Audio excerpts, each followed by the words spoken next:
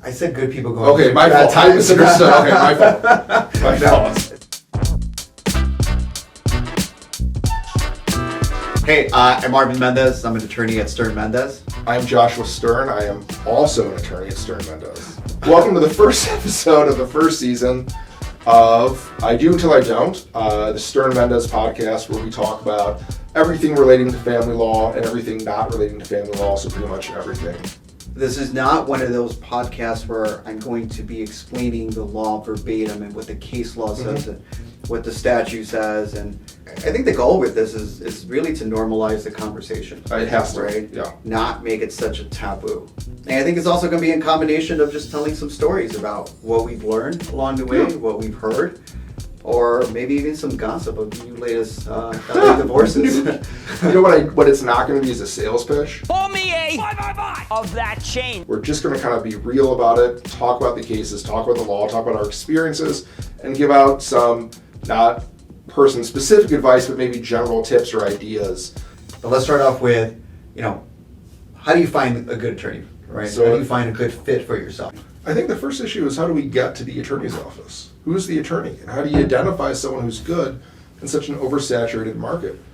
If you were to go and look, who is the single best divorce lawyer? Go on Google, hey, best divorce lawyer within 5 miles.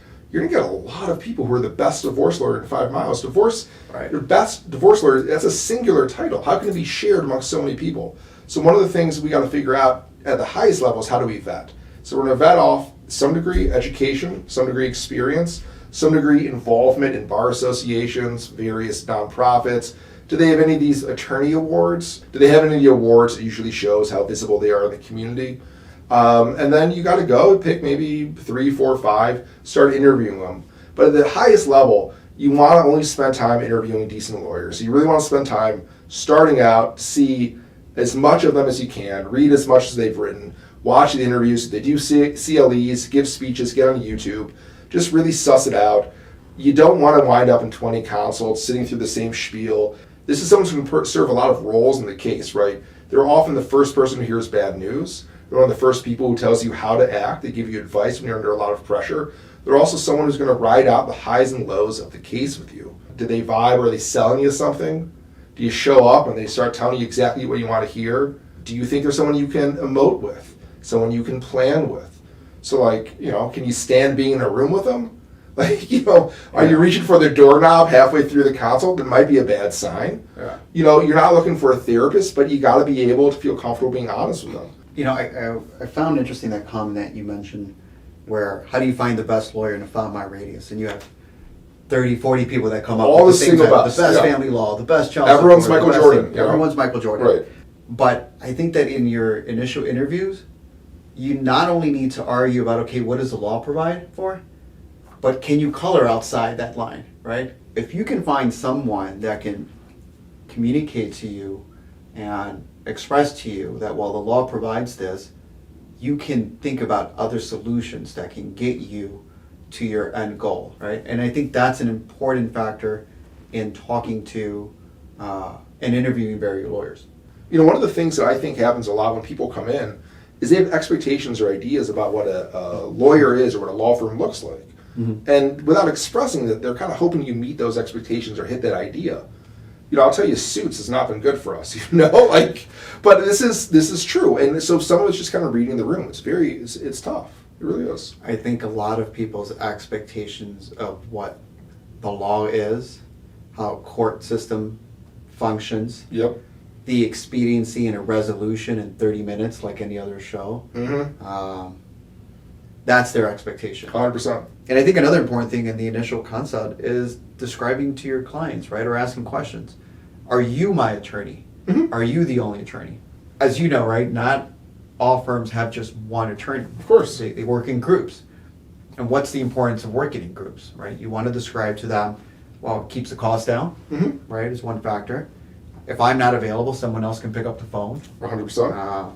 It allows us to manage your case more effectively. Mm-hmm. The initial thought for the client is, well, this is going to cost me an arm and a leg. Here's your hourly rate. Here's that person's hourly rate. Here's this person's hourly rate. The concern is duplicative or multiple billing. You have 5 people in a meeting, and we're all looking at the same sheet of paper, and it's a fortune.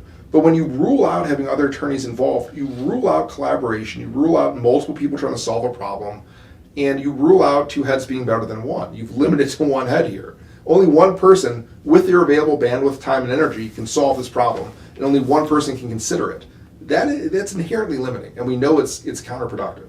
And here's the thing that I think sometimes scares clients, right? When you're first having this conversation, you're telling him or her all these details about what to expect in the process, and there's sort of a shock, a sticker Yes. shock, or emotional shock. Yep. And then they don't know which conversation to have. How much do you tell them to not overwhelm them? So I'll start and I like to talk about the law because I think that there are a lot of common misperceptions and misconceptions about divorce. I really just am a big believer in making sure people have the tools to navigate these situations, the understanding of what's happening.